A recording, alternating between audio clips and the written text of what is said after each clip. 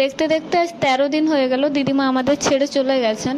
Basically আমাদের যারা মারা যান ওনাদের কাজকর্ম যা কিছু থাকে সব 11 দিনের দিন হয়, তবে দিদিমার কাজটা 13 দিনের দিন হচ্ছে। তার কারণ হচ্ছে ওনাদেরই বংশে আরেকটা মেয়ে দুর্ঘটনাবশত মারা গেছেন, মানে দিদিমা মারা যাওয়ার কয়েকদিন পর মারা গেছে আর কি।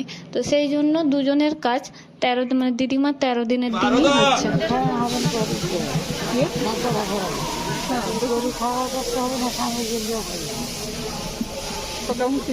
नीतश्चैव महारक्तं सौहिमे वदन् पुरनारायणक्षत्रवासनं मुनिवादिरा श्रुतोवाच ॐ तत्रावक्तविविक्तं देवतं परमङ्गतं सप्तदेवनादेव नित्यशिवामयं कृष्णजानुदिव्या देव विफलफलं वासुदेवस्य जगतो महिला अन्येन श्रुतं देवं सुभारतं श्रुतिविपदा देवं तद्गोपालनन्दन सुधीरभक्ता विद्युतामृतमय सर्वजातुं देवं तमादोदुग्धं।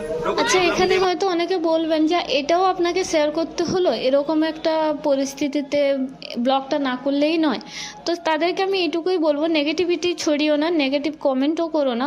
ব্লগটা করার এটাই একমাত্র কারণ যে আমার চ্যানেলে সারা জীবনের জন্য এটা থেকে যাবে স্মৃতি হিসেবে, সেই কারণেই করা, আর কোনো কিছুর জন্য নয়। কারণ মোবাইলে থাকলে একটা সময়ের পর ওই ভিডিও বলো, ফটো বলো, যাই বলো না কেন, সেটা কোনো না কোনোভাবেই আমার হারিয়ে যায়। আমার অ্যাটলিস্ট হারিয়ে যায়, বাকি কারোর হারায় কি হারায় না আমি জানি না, আমি রাখতে পারি না। আমার পুরনো কোনো ছবি বা কোনো স্মৃতি হিসেবে যদি কিছু চাও না, আমি দিতে পারবো না, আমার নেই। আমার যে ফোনটা খারাপ হয়ে যায় সেটা তো চলে যায়, এইভাবে এরকম পরিস্থিতি ঘটে আমার সাথে।